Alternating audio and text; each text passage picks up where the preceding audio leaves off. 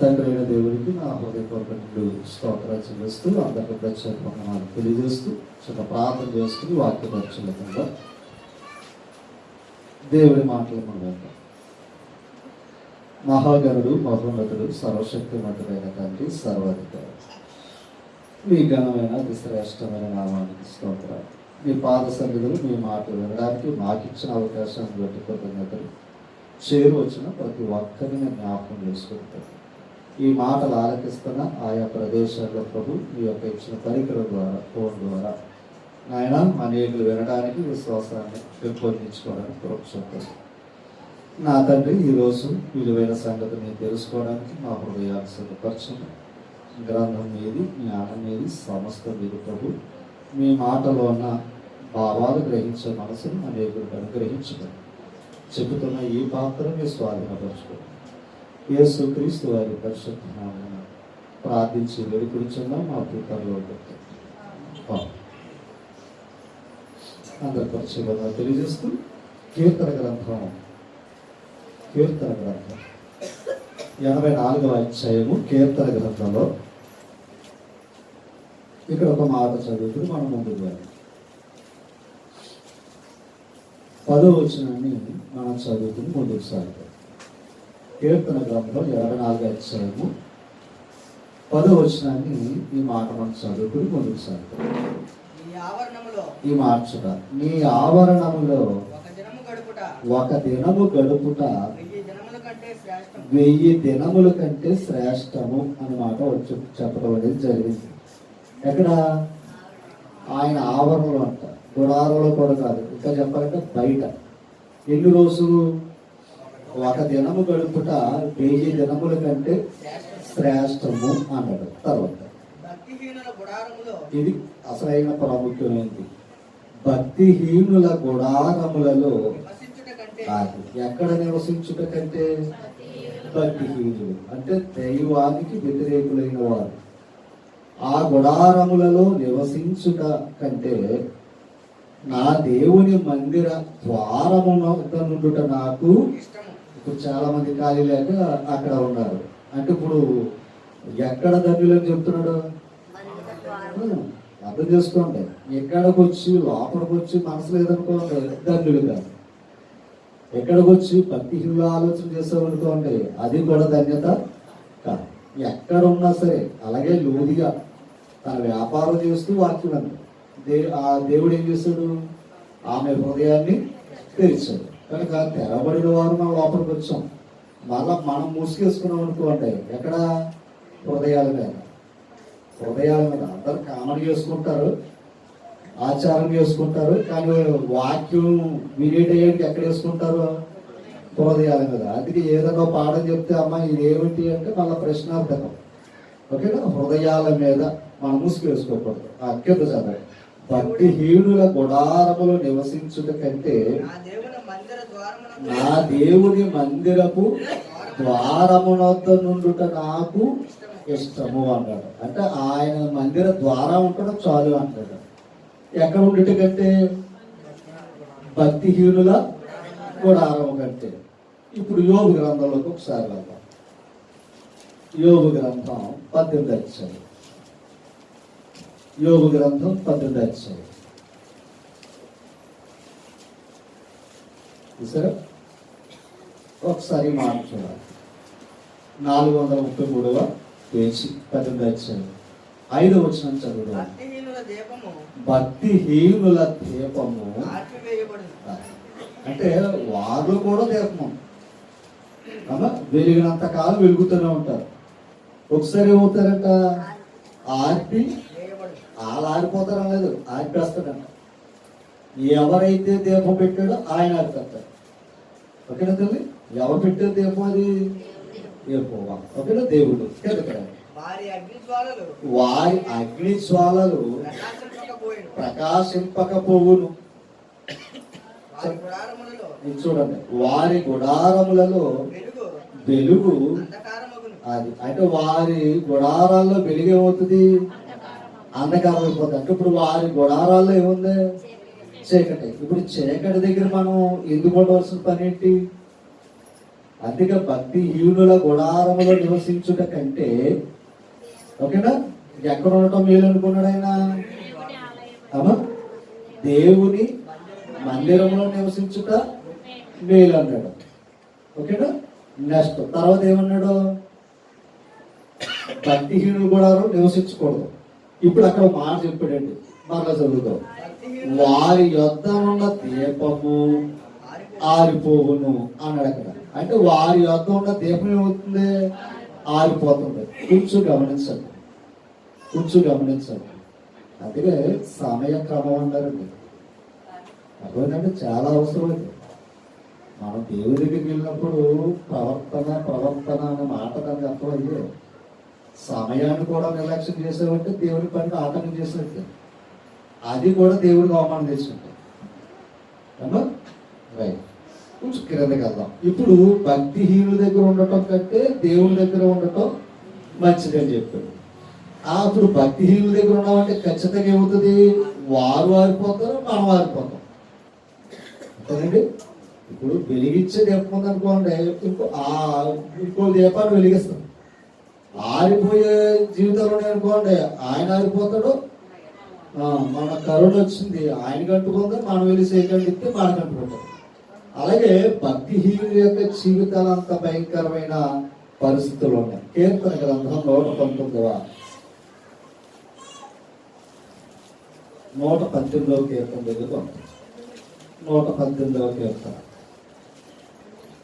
118వ కీర్తన చూసారా? ఇక్కడ ఈ మాట చూద్దాం. 15వ వచనం చూద్దాం.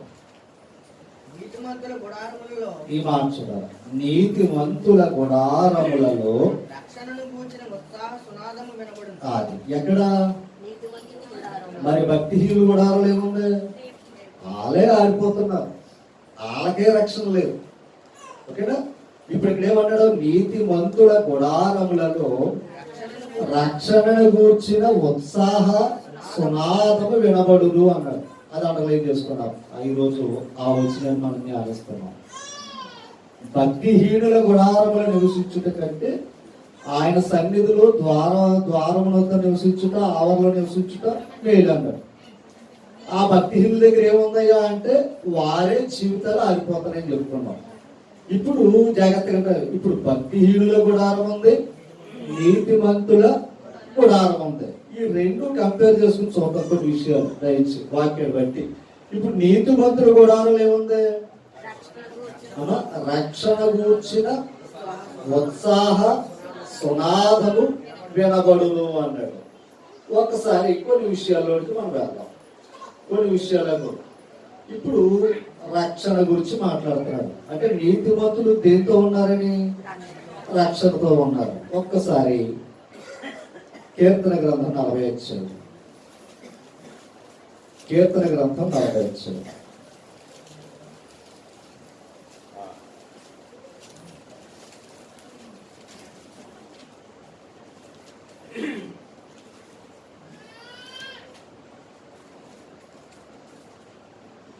ఇరవై 27 దగ్గర మళ్ళా వెళ్తాం. 47 దగ్గరికి కీర్తన గ్రంథం 27 దగ్గర చూసారా?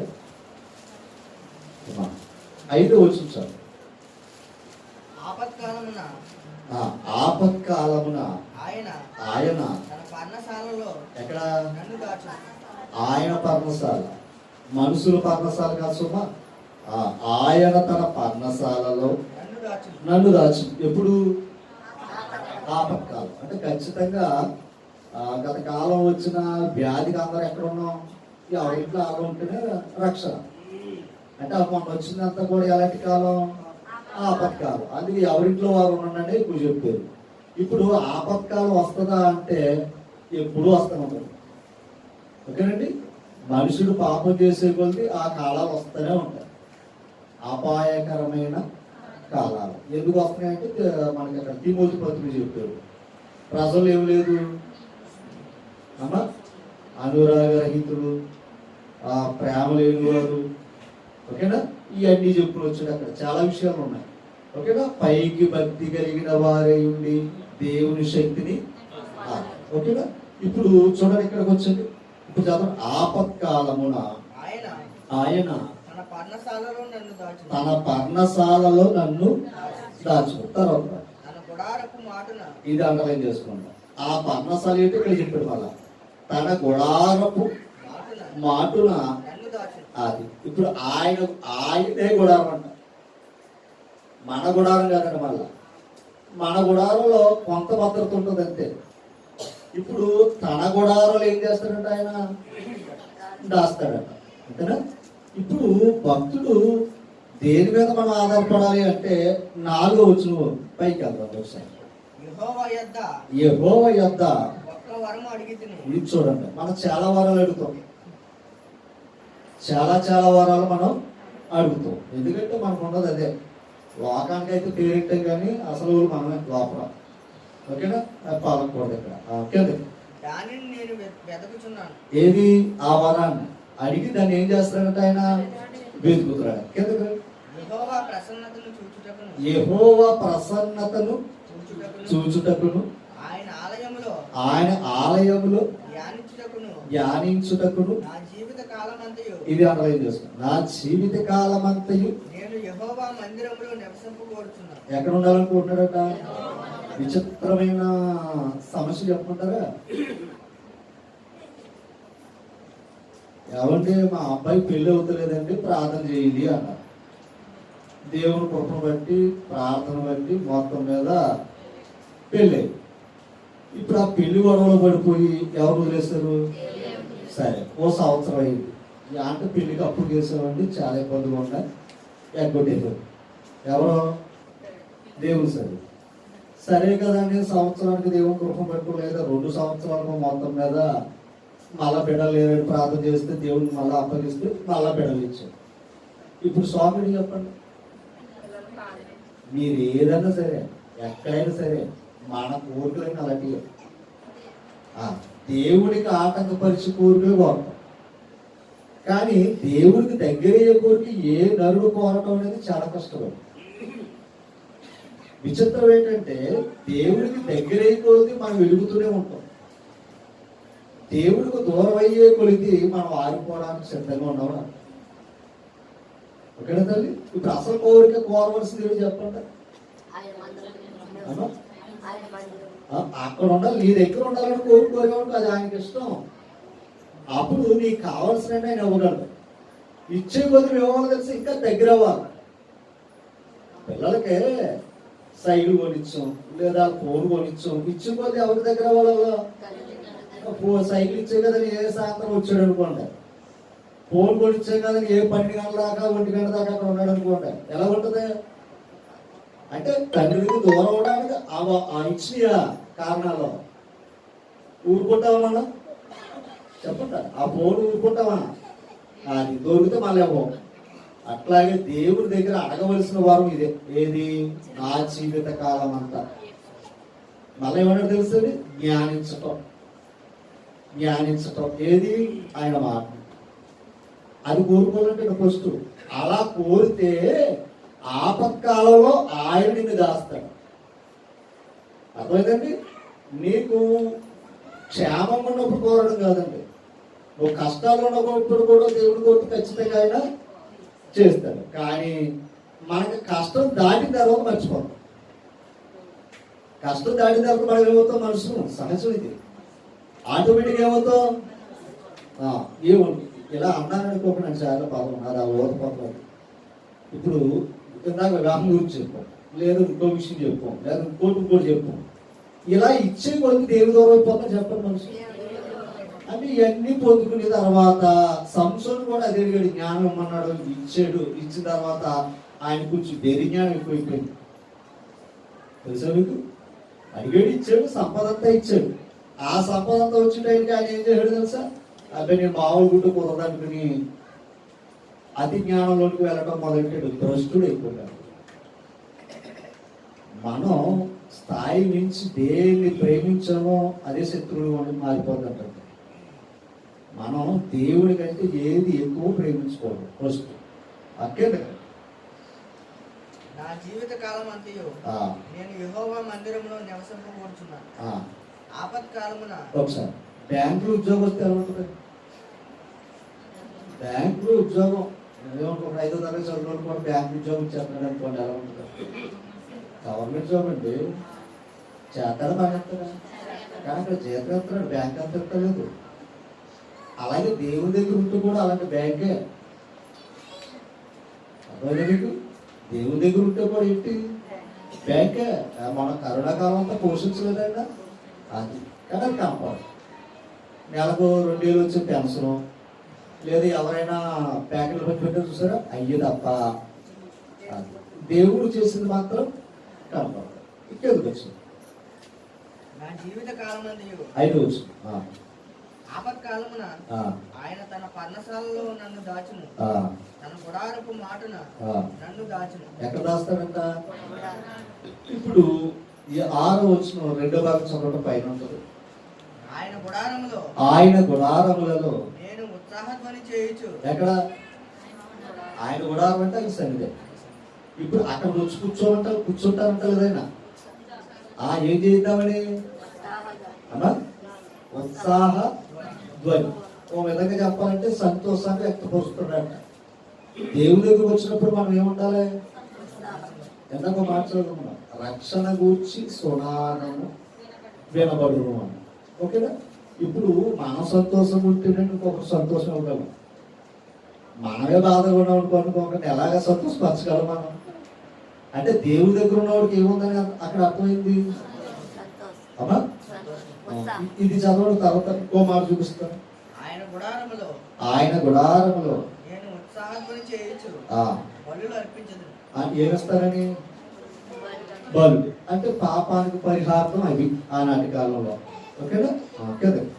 నేను పాడదను యెహోవాను గూర్చి స్తుతిగానం చేసేదను. ఎంతమంది పాటలు టైంకి వచ్చారు? పాటలు ఏంటి చెప్పండి? ఉత్సాహ ధ్వని, అంతే కదా తల్లి? అక్కడ చెప్పారన్నమాట. ఏది? స్తుతి గానం. ఇప్పుడు నేను అడుగుతున్నాను, ఏం కోరాలి? జ్ఞానించటం కోరాలి, ఆయన సన్నిధిలో ఉండటం కోరాలి, ఆయన్ని గానం చేయటం కోరాలి. అది సరిపోతా? వరం అడిగాడు ఇందాక. వరం ఏంటి? ప్రార్థన. దేవుణ్ణి అడగడం ఏంటి అంటే ప్రార్థన ఉండాలి, వాక్య జ్ఞానం ఉండాలి, కీర్తన పాడటం ఉండాలి. ఓకేనా తల్లి? ఇవన్నీ కూడా ఉండాలి. ఇవన్నీ కూడా దేవుడు పెట్టిన నిబంధనల వల్ల. సరే, ఓకేనా? ఆ మాట తీసారా? 61వ అధ్యాయము 4 వచ్చింది. ఇంకొకసారి 4 వచ్చింది.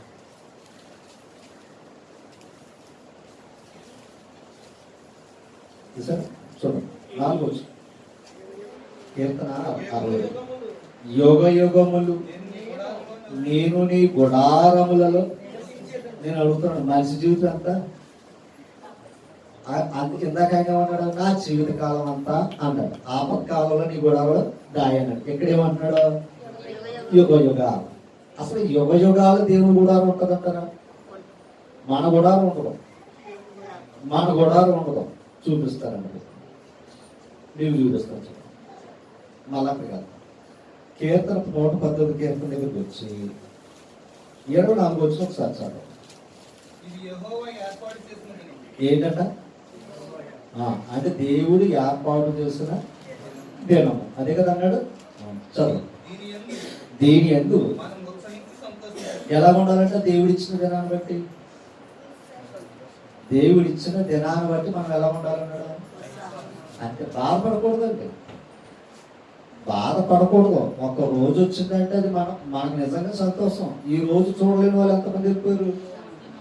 అంటే ఒక రోజు వచ్చినప్పుడు ఏం చేయాలి? మనం ఉత్సాహించాలి, సంతోషించాలి. అది ఎవరు ఏర్పాటు చేసిన దినం? రైట్, ఇది ప్రభు దినం. ఇప్పుడు ఏం చేయాలి మనం? అమ్మా ఇంకో మాట, బాధ పెట్టేవాడి దగ్గరికి వస్తే బాధపడాలి. కదండి, బాధ పెట్టేవాడి దగ్గరికి వెళ్తే అందుకని బాధపడవచ్చు, తప్పలేదు. ఇప్పుడు సంతోషాన్ని ఇచ్చేవాడు లేదా ఉత్సాహాన్ని ఇచ్చేవాడి దగ్గరికి వచ్చి మనం ఎలా ఉండాలి? అంటే ఆ సంతోషం ఉత్సాహించిన కూడా మనం బాధే పడతాం అనుకోండి. మీకు అర్థమైందండి? ఆ బాధ ఉన్నారు కూడా లోపల ఇంకేమవుతుంది సంతోషం? ఇది ఎప్పుడు గుర్తుపెట్టుకోండి, సంతోషమే అది. అంటే సగం బలం మనకు సంతోషం ఉంచడానికి. ఓకేనా? ఇప్పుడు నేను అడుగుతున్నాను, మళ్ళీ ఇంటికి వెళ్ళాక మళ్ళీ మామూలే కదంటారా? ఇక్కడికి వచ్చినప్పుడు ఏముంది మనకి? అంటే దేవుడిచ్చిన దేవులో సంతోషం ఉంది, ఉత్సాహించాలి. ఇప్పుడు ఆ సంతోషం ఏంటయ్యా అంటే సగం బలం మనకు ఉంటుంది. ఓకేనా తల్లి? అంటే జాగ్రత్తగా ఉండాలి. మనసు బాగుంటే అన్ని బాగుంటాయి. ఓకేనా తల్లి? ఇప్పుడు ఈ మాట చెప్పాడు, ఇంకొక మాట చూపిస్తాను చూడండి. ఇంకో మాట చూపిస్తాను చూడండి.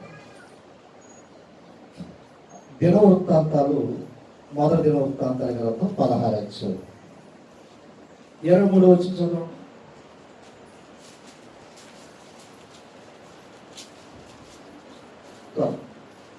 సర్వ భూజనములారా యెహోవాను సన్నిధించుడి. అందరూ కూడా ఏం చేయాలంటే దేవుణ్ణి సన్నిధించాలి, సేవించాలి. అనుదినము ఇది అండర్లైన్ చేస్తాం. అనుదినం ఆయన రక్షణను ప్రకటించుడి. అనుదినం ఏం చేయాలంటే వార్త మీటింగ్కే రావు మనం. ఓ నెల జరిగినా లేదా 3 నెలలు జరిగినా లేదా ఎన్నాళ్ళు జరిగినా సువార్త మీటింగ్కి మనం ఏం చేయం, రావు. ఇప్పుడు ఎప్పుడు రక్షణ ప్రకటించమన్నాడు ఆయన? జాగ్రత్తగా. ఇందాక నీతిమంతులు కూడా ఏముందా? రక్షణ. ముందు మన ఇంట్లో రక్షణ మొదలెడితే ఆ కీర్తనలు లేదా వాక్యాన్ని మనం మొదలెడితే బయట చేయగలం. బాబు అదే కదా మరి. ప్రాక్టీస్ ఎవరు చేయాలి ముందు? ఒకవేళ ఇది ప్రాక్టీస్ చేయలేదు, చూపిస్తానండి, ఇది ప్రాక్టీస్ చేయలేదు. ఇది ఎప్పుడైతే ప్రాక్టీస్ చేయలేదో మనం ఎవరైనా అర్థమైపోతుంది, మనం ఎవరైనా అర్థమవుతుంది ఇది ప్రాక్టీస్ చేయకపోతే. భక్తి ఇల్లువేంటి, అందుకే మన దీపాలు ఆడిపోతాయి. ఓకేనా? ఒక్కసారి మళ్ళా చదువునా. సర్వభూజనులారా యెహోవాను సన్నిధించుడి. అనుదినము అనుదినము ఆయన రక్షణను ప్రకటించుడి. అనుదినం ఏం చేయమన్నాడంట? ఆయన రక్షణ ఏం చేయాలి? ప్రకటించాలి ఫస్ట్. ఇప్పుడు 45 చేయాలి. 6 రోజు 45 చేయాలి. ఒకసారి 10 వచ్చి చదువు. 10 చేయాలి. కీర్తన 45 10 వచ్చి చూడండి. నీ నీతిని నా హృదయములో ఉంచుకుని. ఎవరు? యేసు ప్రభు యొక్క ప్రవచనం. ఆయన అంటున్న మాట, దేవుని నీతిని ఆయన హృదయంలో ఉంచుకున్నాడట యేసు ప్రభు. నేను ఊరకుండలేదు. అయితే ఆ నీతి ఆయన హృదయాలు పెట్టుకుని ఏం చేయలేదంట? ఊరుకోలేదంట. ఏం చేయడం చూడండి. నీ సత్యమును నీ సత్యమును నీ రక్షణను నేను వెల్లడి చేసి ఉన్నాను. అంటే ఈయన ఏం చేయడానికి వచ్చాడు? యేసు ప్రభు ప్రకటించడానికి వచ్చాడు కదా. ఓకే కదా. నీ కృపను నీ కృపను నీ సత్యమును మహాసమాజమునకు తెలుపక నేను వాటికి మరుగు చేయలేదు. అది నేను వాటిని ఏం చేయలేదట? మరుగు చేయలేదు. అంటే యేసు ప్రభు లోకంలో ఏం చేయడు? తండ్రి ఏ నీతి అయితే ఇచ్చాడో అది చెప్పడానికి, తండ్రి ఏ ధర్మం అయితే ఇచ్చాడో అది మరుగు చేయకుండా, తెలిసిన ఊరుకోకుండా ఇతర మాట్లాడాడు. ఏం చేశాడు? మేము మాట్లాడతాం. ఆయన ప్రకటించడం ఏంటి? రక్షణ మనకు అవసరమా, ఆయనకు అవసరమా? మనకు అవసరం. అప్పుడు మనం ప్రకటించుకోవాలి. మరి ఆ మహానుభావుడు కూడా వచ్చేది చేయడు, ప్రకటించాడు. ఎవరి కొరకు? మన కొరకు. ఇందాక చెప్పాను, నీతిమంతుల గుడారములలో రక్షణ సునాదము. ఎందుకు అంటే రక్షణ పొందినప్పుడు లోపలికి వచ్చామండి. అంటే విధంగా చెప్పాలి, ఆయన గుడారంలోకి వచ్చాం. ఓకేనా? రక్షణ పొందినప్పుడు ఎక్కడికి వచ్చాం? ఆయన గుడారంలోకి వచ్చాం. జాగ్రత్తగా ఉంది. ఇప్పుడు ఆయన గుడారంలో ఎంతసేపు ఉంటాం మనం? ఎంతసేపు ఉంటాం? గట్టిగా 1-2 గంటలు మన భౌతికంగా ఆలోచన చేస్తే. ఓకేనా? యుగ యుగాలు నీ గుడారంలో ఉండాలంత కోరిక, నా జీవిత కాలం అంతా నీ దగ్గర ఉండాలన్న కోరిక మనలో అరుదు. ఓకేనా? ఇప్పుడు ఆయన గుడారంలో కూర్చున్న మనం ఏ గుడారాలు దర్శిస్తుంటాం? అదనమాట. మళ్ళా భక్తిహీన గుడారాలు దర్శించినప్పుడు లోకం మాట ఉంటుందంటే మైలు వచ్చింది అంటారు. లోకం మైలు వరకు వెళ్ళాక మళ్ళీ వచ్చేది చేస్తారు అంతేగా, స్నానం చేస్తే లోపల రాదు కదా. అట్లాగే ఇప్పుడు భక్తిహీనులతో మనం ఉంటాం. వద్దన్నా ఉన్నారు లోకంలో ఇంకా. ఇప్పుడు వారు మన దీపం ఆర్పటానికి ఎంతో ఇష్టపడతారు. ఇప్పుడు ఆర్థిక జాగ్రత్త అలాంటి వారి దగ్గర ఎక్కువసేపు ఉండటం కంటే ఒకవేళ ఉన్నామనుకుంటాం, ఇప్పుడు వారు జాగ్రత్తగా ఉన్నారు, మన పవిత్రతను జడగొడతారో తప్ప మనల్ని పరిశుద్ధులుగా వారు చేయలేరు. మనల్ని పాడు చేయడానికి వస్తారు తప్ప మనల్ని బాగు చేసేవారు లేరు. ఇప్పుడు నేను అడుగుతాను, అలాంటి గుడారాల్లో కానీ ఉంటే మరలా మనం ఏం చేయాలి? మన ఇంటికి వచ్చి స్నానం చేస్తే మైలు ఎలా పోయిందని లోకంలో ఒక నమ్మకుంటే మరలా వాక్యం అనే రక్షణను మన కీర్తన ద్వారా, ప్రార్థన ద్వారా, వాక్య జ్ఞానం ద్వారా మన ఇంట్లో ఆ శబ్దం కలగాలంట. అదేనండి. అంటే ఇప్పుడు మళ్ళా పవిత్రపరిచేది ఏది? రక్షణ సునాదం. అది నీటి మొదలు గుడారాలు ఏమవుతుండాలి? అది వినబడుతూనే ఉండాలి.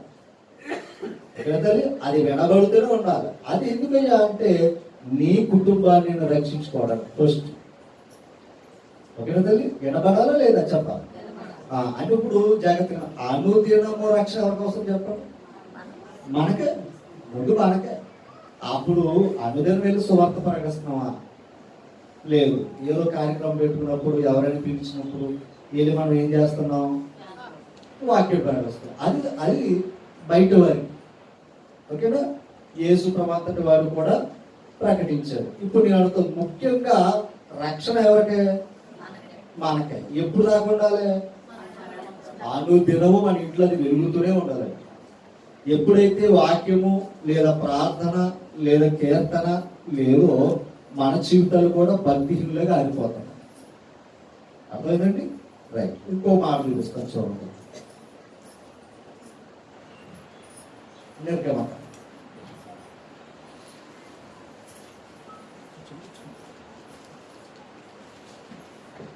నిర్గమకాండం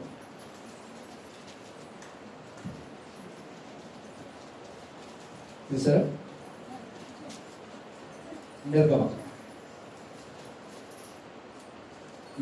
అధ్యాయం 34వ వచనం.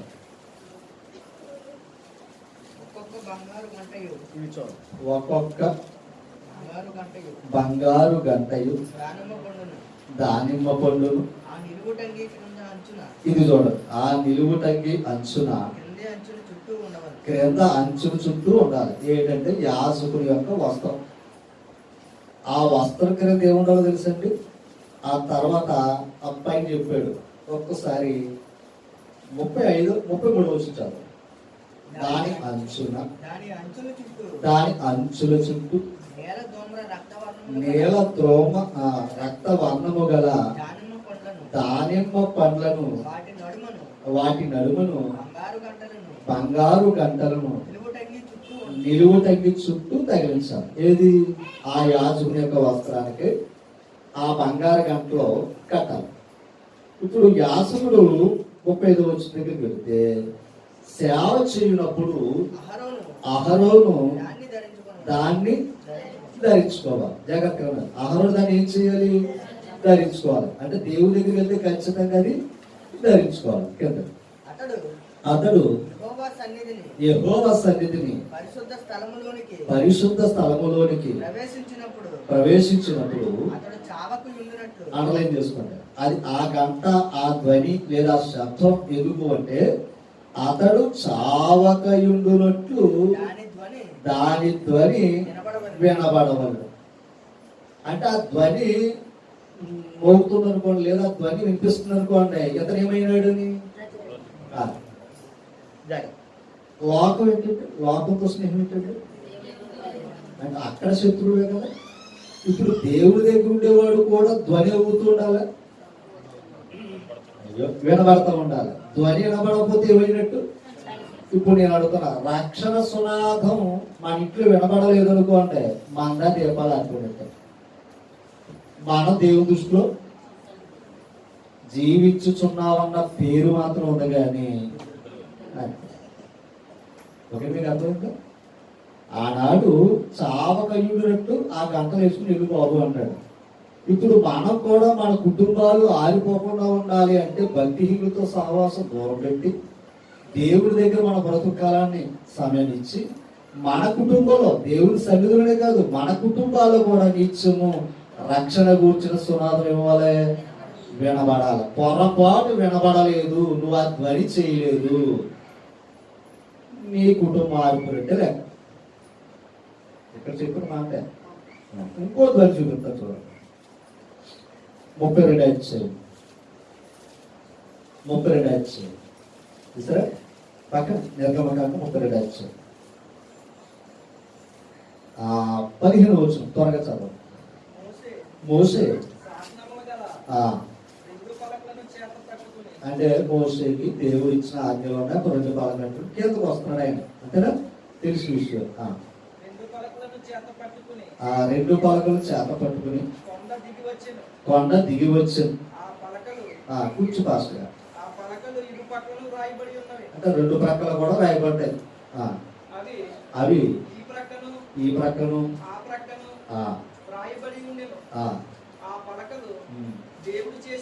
ఆ పలకలు ఎవరు చేసినాయి? దేవుడు చేసి ఇచ్చాడు. తర్వాత ఆ పలకల మీద చెక్కబడిన వ్రాత, దేవుని చేవ్రాత. ఆ ప్రజలు అండర్లైన్ చేసుకోండి, దేవుని నిబంధన పట్టుకు దిగుతున్నాడు కింద. ఆ ప్రజలు పెద్ద కేకలు వేయించుండగా ఎవరో దేవుడు ప్రజలు ఏ వేస్తారట? కేకలు వేస్తారట కింద. యెహోషువ ఏమన్నాడట అంటే మనుషులు పెట్టే ధ్వని విని పాలెములో జాగ్రత్తగా అది ఏమనుకున్నాడు ఈయన? ఆ యుద్ధ ధ్వని అంటే ఎవడో శత్రువు వచ్చాడు, మన వాళ్ళు యుద్ధానికి సిద్ధపడ్డారు అని ఆయన కూడా చెప్తున్నాడు. ఎందుకంటే ఆ కాలంలో బోర ఊదాలి, యుద్ధ ధ్వని వేరు, సంతోష ధ్వని వేరు, విలాప ధ్వని వేరు. మళ్ళా ఓకేనా పెళ్ళి? ఇప్పుడు మన వాళ్ళు కూడా చూడండి, పెళ్లికి ఒకలా కొడతారు, చావుకు ఒకలా కొడతారు, దేవునికి ఒకలా కొడతారు. ఏమంటారా? అలాగే ఆ శబ్దాలు ఎలాగైతే ఉన్నాయో ఇక్కడ కూడా చూడండి. ఈయన అనుకున్నాడంటే యెహోషువ అది యుద్ధ ధ్వని అనుకున్నాడు పాపం ఈయన. తర్వాత చూడండి, అతడు జయధ్వని కాదు. ఏ ధ్వని కాదంట అంటే అదే చెప్పాడు. జయధ్వనికేమో ఇంకోలా ఉంటది, అది పైకి వెళ్తా ఉంటది. అపజయం అనగానేమో తెలుసు కదా మనకి, అది కొంచెం ఎమోషనల్గా మనం అనుకోండి సంగీతం మారిపోతుంది, సంతోషం మనం అనుకోండి పైకి వెళ్ళిపోతూ ఉంటది. అది ఇది అన్నాడు జయధ్వని కాదు, అపజయధ్వని కాదు. ఇది చూడండి, సంగీత ధ్వని. ఇప్పుడు ఇది ఇతను ఏమన్నాడు? ఎవరో యెహోషువ ఏమనుకున్నాడు? ఇప్పుడు ఈయన ఏమన్నాడా? యుద్ధంలోకి విజయాల ధ్వని కాదు, ఓడిపోయిన అపజయ ధ్వని మాత్రం కాదు. ఏ ధ్వని? కూర్చో కింద చదవడమ్మా. అతడు ఆ దూడను ఏం చేస్తారు కింద? దేంతో? దూడతో. అసలు పైన ఏం చెప్పాడు ఆయన? నేను తప్ప ఏ రూపం వద్దన్నాడు ఆయన. కింద ఏం చేశారు? మళ్ళా జాగ్రత్తగా ఉన్నాడు. ఏం చేశారు? తర్వాత ఇంకోటి అవును, అక్కడ ఇంకో మాట ఉంది. వారు ఏం చేస్తున్నారంట? ఇప్పుడు మీరు అర్థం చేసుకోండి. ఇప్పుడు ఆ సౌండ్ ఏంటి చెప్పండి, ఆ ధ్వని ఏంటి చెప్పండి, ఆ నాట్యం ఏంటి చెప్పండి.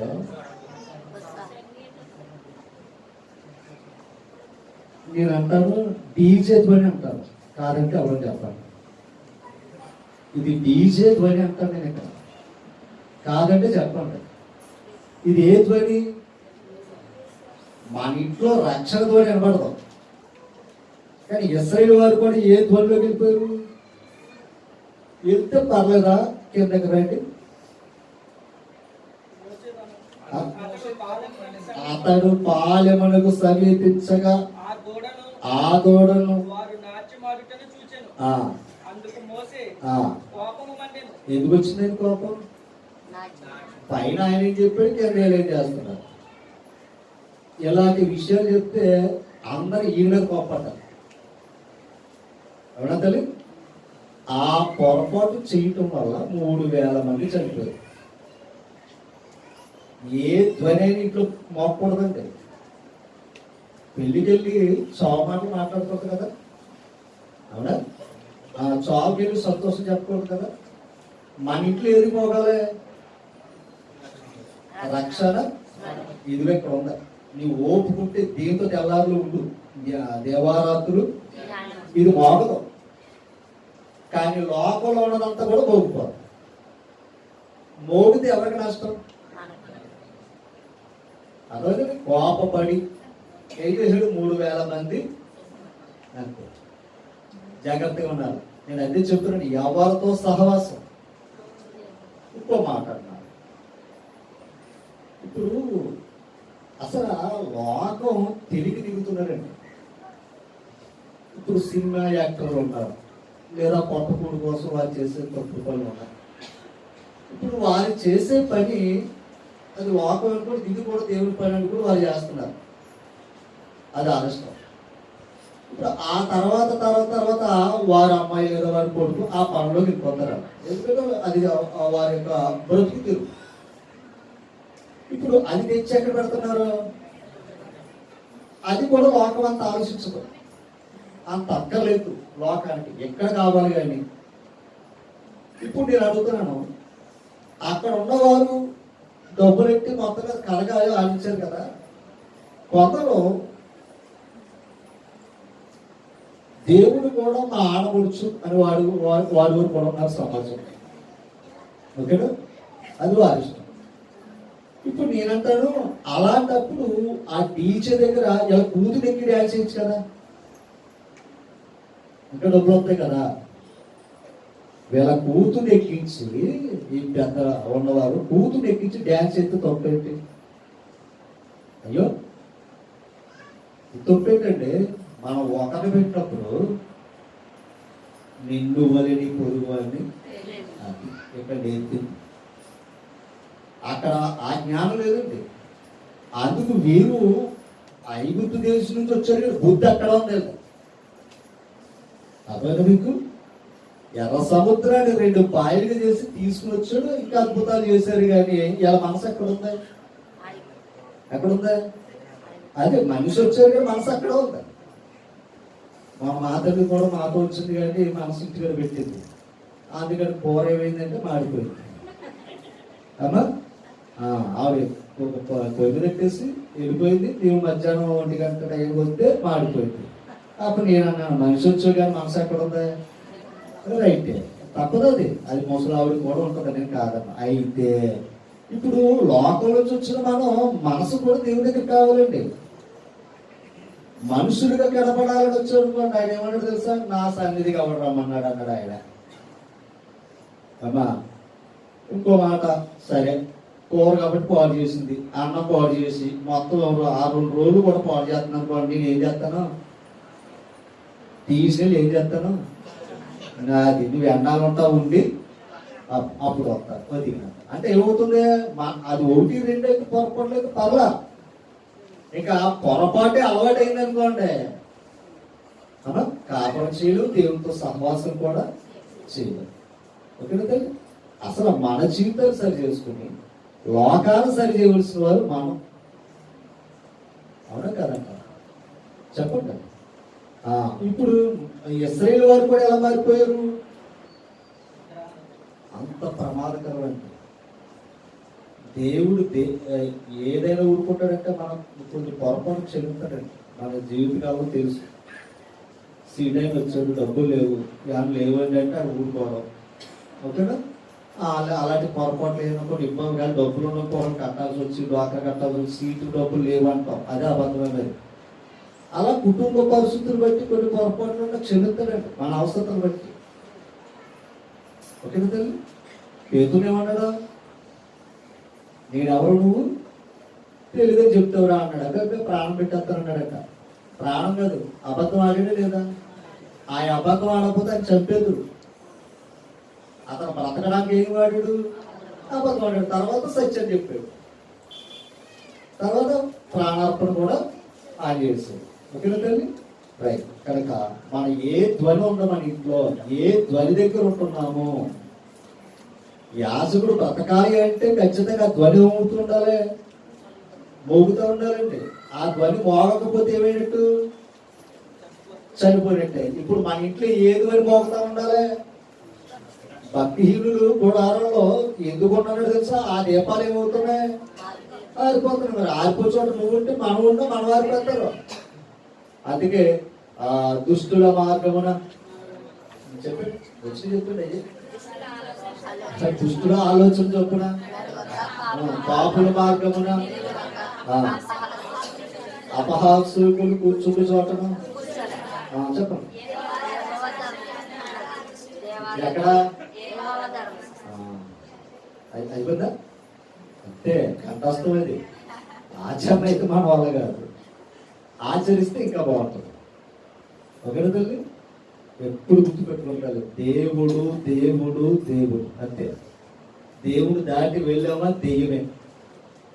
అర్థమైందండి, దేవుని గీత దాటి వెళ్ళామంటే దెయ్యమే. ఇంకా మన జీవితాలు ఎలా ఉంటాయో అర్థం చేసుకోండి. ఆది నుండి వాడు నరహంతకుడు. ఎవరో దెయ్యగాడి మరో పేరేంటి, మరో బిందేమించింది తెలుసా, అబద్ధానికి తండ్రి. ఆది నుండి వాడు ఏంటో తెలుసా, మరి చంపడానికి చూస్తున్నాడు. ఆడితో సహవాసం ఏంటి మనకి. ఓకేనా తల్లి, సరే. ఇప్పుడు కొరిది 2వ పత్రిక 5 మూవ్ చేసుకుంటాం. మొదటి నుంచి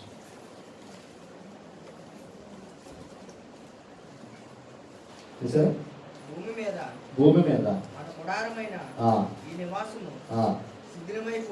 అంటే ఈ గుడారం ఏమవుతుంది, మన ఇల్లుడే మారిపోతారు 30 సంవత్సరాలకి. అంతేనా, దానికి కూడా ఏముంది, ఒక పరిధం. మన ఇల్లు కూడా ఎంతవరకు ఇస్తారు తెలుసా అమ్మా, ఒక 100 సంవత్సరాలు లేదండి, 50 సంవత్సరాలు కూడా ఉండదు, ఒక 30-40 అంతే. ఓకేనా తల్లి. ఇప్పుడు చూడండి, అంటే అనుకో, అప్పుడు వేరు ఇప్పుడు వేరు, మళ్ళా అప్పుడు వేరు ఇప్పుడు వేరు. ఓకేనా, చేతి పని కాక దేవుని చేత కట్టబడినది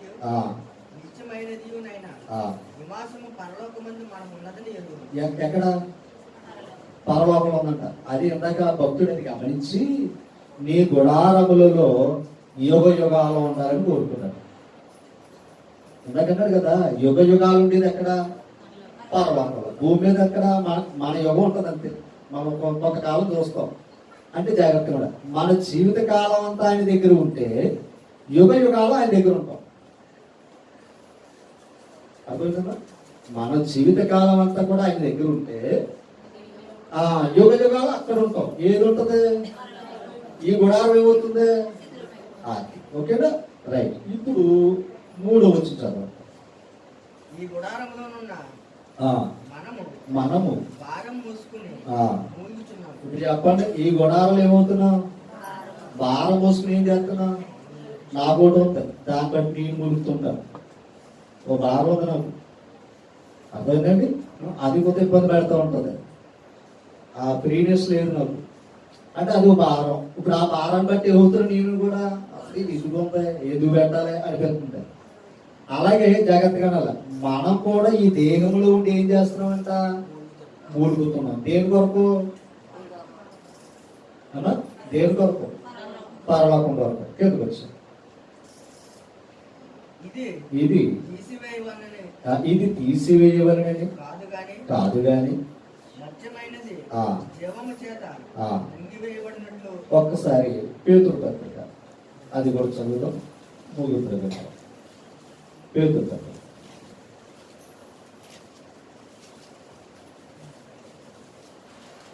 పేతురు 2వ పత్రిక మొదటి 11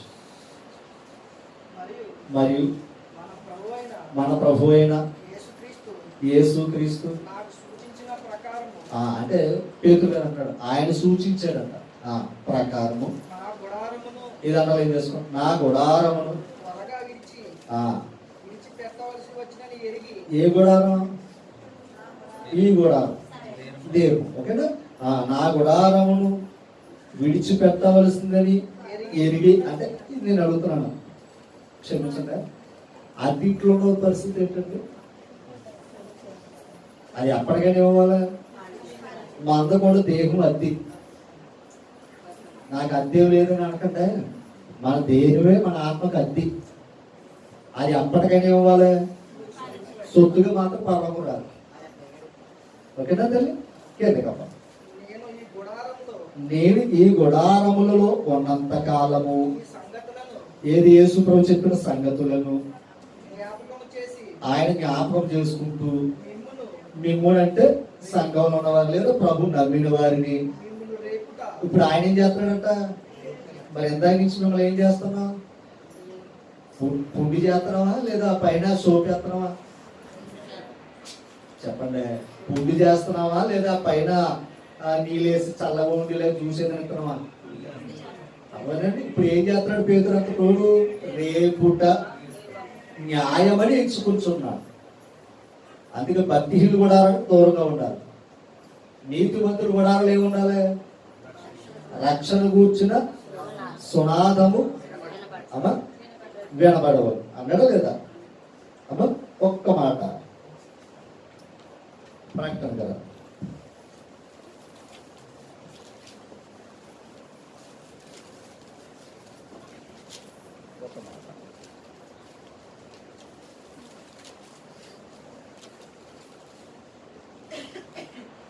ప్రకటన కదమ్మా 7వ అధ్యాయం 15వ ప్రకటన కదమ్మా 7వ అధ్యాయం 15వ. అందువలన వారు దేవుని సింహాసనం ఎదుట ఉండి రాత్రి పగలు ఆయన ఆలయములో ఇది చూడండి. రాత్రి పగలు ఎక్కడ ఉన్నారంట? ఆ భక్తులు కోరుకున్నది అదే, నా జీవిత కాలం అంతా నా బ్రతుకు కాలం అంతా నీ దగ్గర ఉండాలనుకున్నారు. ఒక్క రోజు ఉండాలని కోరుకోలేదంటారు అమ్మా. అదిగా నీ సన్నిధిలో ఒక దినము గడుపుట. మరి వాళ్ళకి అసలు యుగ యుగాలు ఉండాలంటే ఎక్కడ ఎక్కువ గడపాలి అమ్మా? ఆయన సన్నిధి ఎంత ఎక్కువ గడితే అక్కడ అంత అవకాశం ఉంటుంది. ఇప్పుడు ఇంటి తింటే కదా పని చేయగలం అమ్మా. ఇప్పుడు మన జీవితం మనం సరి చేసుకుంటే దేవుడి దగ్గరికి వచ్చి మనం మన కుటుంబం దేవుడి దగ్గర ఉంటారు కదా. ఆయనను సేవించుచున్నారు. ఈ మాట సింహాసన సీనుడైన వాడు తానే తన గుడారము. ఇది ఎంత గొప్ప మాట తెలుసా? ఆయనే తన గుడారాన్ని ఏం చేస్తున్నాడు? ఇప్పుడు కోడి పిల్లలు ఉన్నాయి. ఇప్పుడు ఆ కోడి ఏం చేస్తుంది? తన రెక్కతో కప్పుతుంది. శత్రువు ఎలాగొచ్చి దాడి చేయగలరు చెప్పాలి. ఇప్పుడు తల్లే రక్షణ అయినప్పుడు ఇంకా ఏ శత్రువు రాగలడు? ఇప్పుడు జాగ్రత్తగా ఉండాలి. ఎప్పుడైతే తల్లి నుండి రెక్కల నుండి గుడారం నుండి బయట ఉందో ప్రమాదం కూర్చోండి. అదే చెప్పారండి. మన దేవుడికి ఒకటేనండి, దేవుడి దగ్గర రక్షణ ఉందండి. దేవుడి బయట మరణం ఉంది. దేవుడి దగ్గర వెలుగు ఉంది, దేవుడి బయట చీకటి ఉంది. ఓకేనా? మరి మనం ఏం చేయాలి అమ్మా? మనం ఏం చేయాలి? నీతిమంతులు గుడారాలు ఏమి ఉండాలి? రక్షణ కూర్చిన సునామం. సునామం అంటే ఏంటి? లేవికాండ 25 త్వరగా ఆ సునామం ఏంటో మీకు చూపించేసి ముగించాలి. ఓకేనా? 7వ వచనం త్వరగా 25 7వ వచనం 103వ పేజీ. మరియు 7 విశ్రాంతి సంవత్సరములను అనగా 7 ఏండ్ల గల సంవత్సరములను అంటే 7 అంతా 49. ఆ 7 విశ్రాంతి సంవత్సరముల కాలము 49 సంవత్సరాలు అవును. అంతేనా? 7 ఏళ్ళు అంతా 49. తర్వాత 7 ఏండ్ల గల సంవత్సరములను 9వ వచనం లెక్కింపవలెను. ఆ, 7వ నెల 7వ నెల 10వ నాడు 10వ నాడు నీ స్వదేశమంతటా మీ స్వదేశం అంతటా శృంగారనాదము చెయ్యవలెను. చేయవలను. అంటే దాని అర్థం ఏంటంటే సంతోషకరంగా, ఆనందకరంగా ఏం చేయాలి? ధ్వని విడిపించాలి. ఓకేనా? ఉత్సాహ ధ్వని అన్నాడు కిందకి. ప్రాయశ్చిత్తార్థ దినమున ఇది అమలైంది. ఇంతకు ఆ దినం ఏంటో చెప్పాలి. ప్రాయశ్చిత దినం. ఓకేనా? ఏది ఆ దినం? కిందకి. మీ దేశమంతటా మీ దేశం అంతటా ఆ శృంగారనాదము ఆ చెయ్యవలెను. బోర్లోదాలి. సంతోషంతో బోర్లోదాలి. తర్వాత మీరు ఆ సంవత్సరమును ఇది చూడండి. మీరు ఆ సంవత్సరమును అనగా అనగా 50వ ఆ సంవత్సరమును ఆ పరిశుద్ధపరిచి ఇప్పుడు చెప్పండి ఎన్నో సంవత్సరం? ఇప్పుడు జాగ్రత్తగా ఉండాలి. ఆ 50వ సంవత్సరమును పరిశుద్ధపరిచి మీ దేశ నివాసులందరికీ మీ దేశ నివాసులందరికీ విడుదల కలిగినదని విడుదల కలిగినదని చాటింపవలెను. ఎన్నో సంవత్సరం విడుదల? 50 సంవత్సరాలకి. ఓకేనా? కిందకి. అది మీకు సునాదము సునాదముగనుండును. ఇప్పుడు అది మీకు ఎలా ఉంటుందంట? సునాదము అన్నాడు. ఓకేనా? ఇప్పుడు ఆ సునాదం దగ్గర కింద అన్నాడు. అప్పుడు మీలో కింద ఒకటి అన్నాడు జూబిలీ, సిల్వర్ జూబిలీ అంటారా? అంటే జూబిలీ అంటే ఎన్నో సంవత్సరం? 50వ సంవత్సరం అండి. 50వ సంవత్సరం కదా. ఇప్పుడు జూబిలీ సంవత్సరం అంటే ఏంటి? 50 అంటే ఆ కింద కదా. అది కూడా కాదు. అప్పుడు మీలో ప్రతివాడు ఆ తన స్వాస్థ్యమును తిరిగి పొందవలెను. ఎప్పుడు? ఆ 50వ సంవత్సరం నాడు జాగ్రత్తగా ఉండాలి. ఇప్పుడు వారికి ఉన్న అప్పులు, వారు కొనబడిన వారైతే ఇంకో విధంగా చెప్పాలంటే యజమాని దగ్గర నుండి బానిసత్వం పోగొట్టుకుని ఒకవేళ భూమిని అమ్మారనుకోండి మళ్ళీ తిరిగి వాళ్ళకి ఇచ్చేది. అర్థమైంది మీకు? అంటే ఒక విధంగా చెప్పాలంటే అది విడుదల సంవత్సరం. ఎవరికే? ఇశ్రాయేలు వారికి. ఎన్నో సంవత్సరం?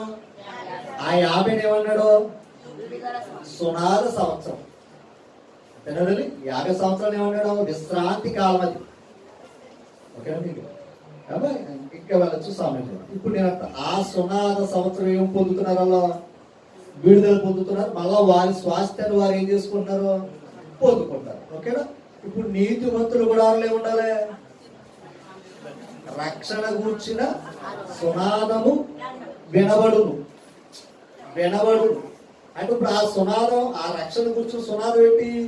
పాపములో ఉండి లేదా సాతాను యొక్క దాసత్వం ఉన్న వారికి ఆ రక్షణ సునాదము క్రీస్తు సువార్త ద్వారా వారు అంధకార సంబంధమైన అధికారంలో నుండి తాను ప్రేమించిన తన కుమారు యొక్క రాజ్య నివాసులుగా చేశారు. మీకు అట్లయితే లేదన్నమాట. అంటే తన కుమారు యొక్క రక్షణ ద్వారా లోకానికి ఏం కలుగుతుంది? విడుదల. ఓకే. ఇప్పుడు సునాదం అంటే మీకు అర్థమైందా? సునాద సంవత్సరం అర్థమైందా? ఇప్పుడు ఖచ్చితంగా మన ఇంట్లో ఏముండాలి? మనకుంటే కదా మా బయట వారికి చెప్పేది. కనుక దయించి దీన్ని అర్థం చేసుకుని భక్తిహీనుల గుడారంలో కన్నా నీతివంతుల గుడారంలో మనం ఏం చేస్తూ ఉండాలి? రక్షణ గూర్చి సునాదం ఏమవుతూ ఉండాలి? వినబడుతూ ఉండాలి. ఆయన వింటూ ఉంటాడు. వినబడలేదంటే మన ధ్వని ఆగిపోతే మనం మరణం పొందినట్టు. నేను కూర్చున్నాను కనుక, కదులుతున్నాను కనుక బ్రతుకున్నాడని అర్థం. నేను ఎలా ఉండి ఇలాగ చూసి ఇలాగ ఆగిపోయాడు అనుకోండి, వీడు అయిపోయాడని అర్థం. ఓకేనా? అలాగే మన ఇంట్లో కానీ రక్షణ సువార్త, జీవం గల సువార్త మనలో, మన కుటుంబాలు ఈ వాక్యం లేదనుకోండి, ఓకేనా? మీకు అర్థమైతే మనం ఏమైనా చెప్పినా ఆటోమేటిక్గా ఇప్పుడు మనమే అంటాం ఈ వాక్యమే అన్నప్పుడు మరి ఆ వాక్యం మన ఇంట్లో లేదనుకోండి, చెప్పండి, ఆ వాక్యం మన ఇంట్లో పలకలేదనుకోండి, ఏమైనట్టు? మనమే చనిపోయినట్టు లెక్క. ఆ గంట నువ్వు ఆ గంట కట్టుకుని వెళ్ళు, ఆ ధ్వని వినబడితే నువ్వు బతికినట్టు, ఆ ధ్వని ఆగిపోతే నీకు పొరపాటు ఉన్నట్టు నువ్వు చనిపోయినట్టు. ఓకేనా తల్లి?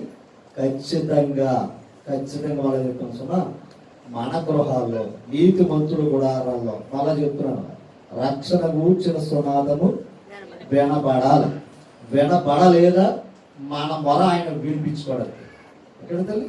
అక్కడ నేర్చుకుని మాటలు బట్టి మరి మన హృదయాల్లో ఫలించాలని కోరుతూ మరి నీతిమంతుల గుడారాల సునాదం గురించి ఈరోజు మనం నేర్చుకున్నాం.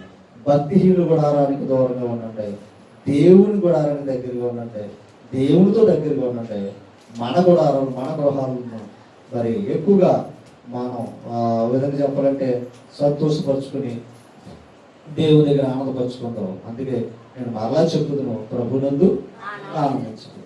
ఎందుకు చెప్తున్నాడు? ప్రభు దగ్గర ఆనందం ఉంటుంది. మన కుటుంబం ప్రభు దగ్గర ఎవరు లేరు అనుకోండి, ఆ ఒక్క వ్యక్తి ద్వారా మనకు ఆనందాన్ని కోల్పోయే పరిస్థితులు ఉన్నాయి. ఒకరు చాలంటారు కదా. కనుక మరి దయించి మనం అందరం కూడా దయించి మాటలు మన దేవుడు దీవించని కోరుతూ నన్ను నేను హెచ్చరించుకుంటూ మరి మిమ్మల్ని లేపినందుకు మమ్మల్ని మన్నించండి. కానీ ఇది మేలు కొరకే తప్ప మా లాభం కొరకు మాత్రం కాదు. అందరికీ వందనాలు. Thank you.